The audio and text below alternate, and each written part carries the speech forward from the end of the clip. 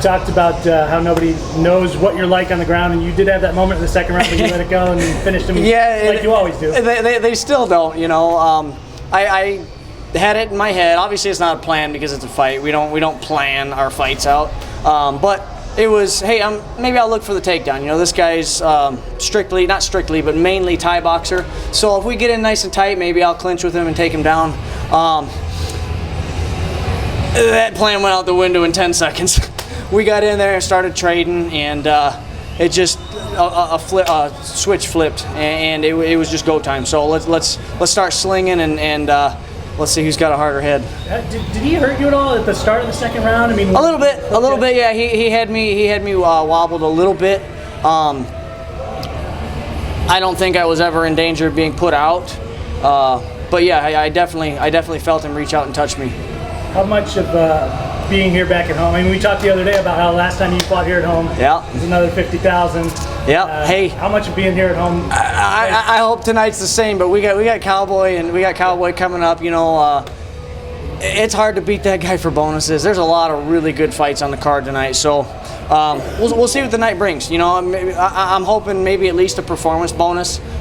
It'd be nice to get that double performance and knockout. Boy, would that be beautiful.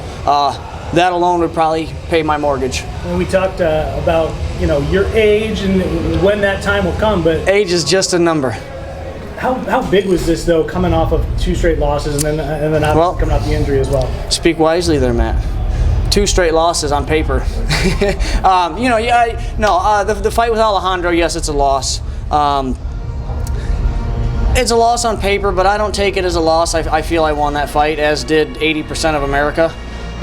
So it is what it is. Take nothing away from the guy. The guy is he's tough as nails, and he took some and gave some.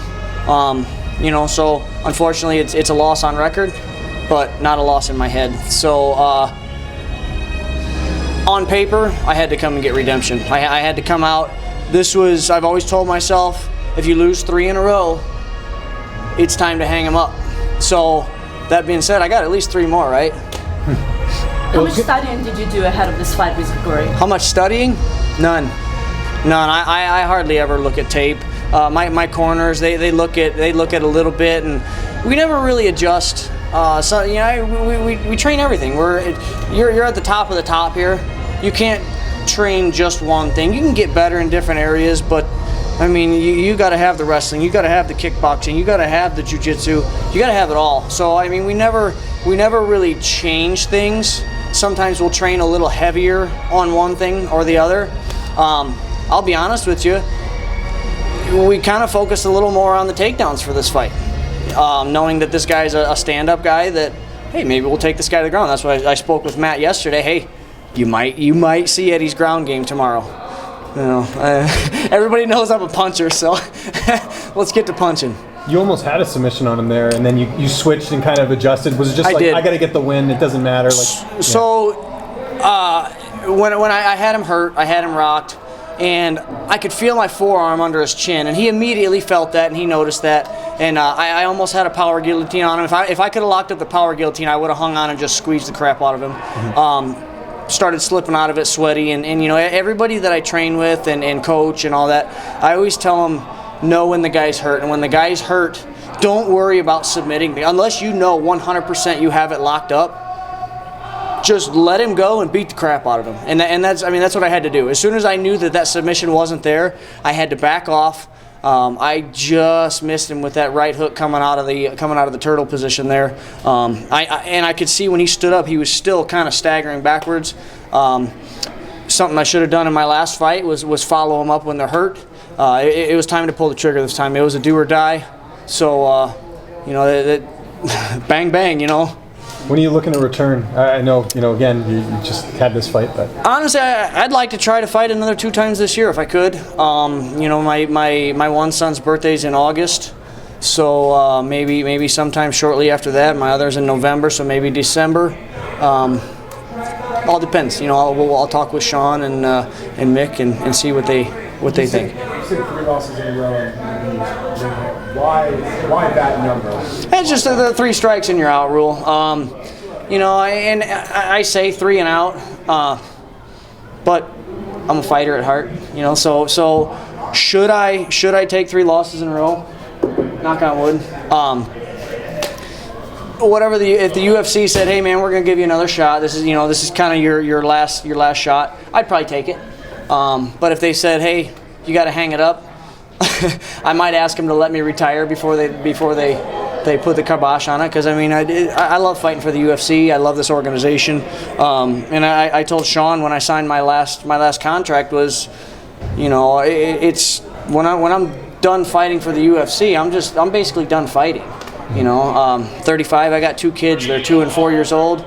So they're getting to the point to where they got stuff that they like to do. I take them everywhere with me, and I love hanging out with the kids. And sooner or later, I'm going to have to hang it up. There's a lot going on in your division, specifically on this card. Yes, there is. The end goal for yourself still the UFC title? Yeah, it always is. It's always the title, but more so the money. I'd be lying if I said I didn't want that money. Like I said, I'm 35. I got a mortgage. I want to walk away from fighting owning my house. If I can do that, I'll be happy. And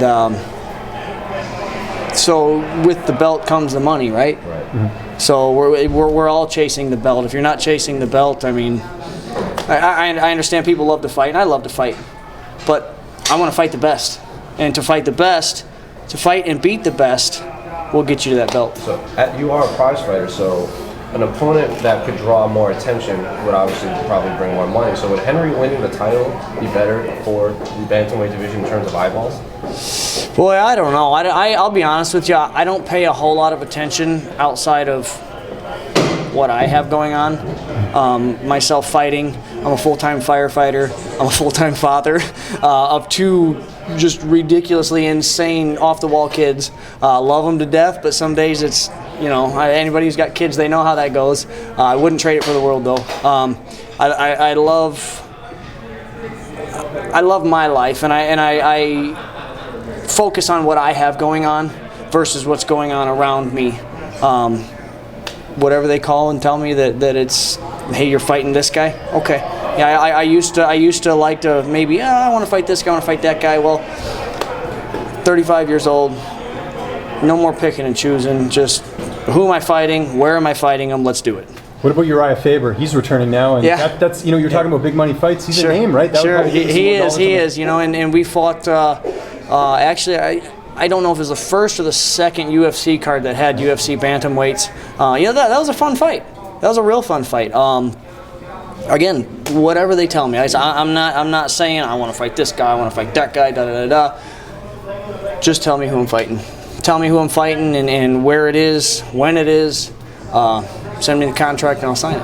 Outside of what this win does for you, how good does it feel, or what does it do for your confidence knowing that it was the striking that finished it, getting those solid shots that was hurting them? What does that do for your confidence? There were doubts that you were having in your head that maybe it wasn't there, but what does that do for you knowing that you still got it? I know that my power's there. There is no secret that my power. I would venture to bet I'm probably one of the, if not the hardest hitter at 135. At 135 pounds, I've got a 460-pound deadlift, and all of that power from the floor up translates into the punching power. Everybody thinks just because you got big muscles, you hit hard. Well, that's further from the truth. So my confidence that I hit hard is there. It was, I need to get in there and just let go. I need to quit worrying about what's this guy going to do? Is he going to try and take me down? Is he going to kick me? Is he going to punch me? Is he going to elbow me? What's he going to do? And I need to go in there and do what I'm going to do instead of letting him there worrying about what he's going to do. So I think this puts you number 2, if I saw the graphic right, all-time UFC, WC bantamweight wins. How nice would it be to go out of this thing in a few years with that record? Hey, I'll take it. I'll take it. I think there's I think I'm up there on the knockouts too. I don't know what number I'm at, but I think I'm up there. So thanks, bud. Congratulations. Thanks, guys.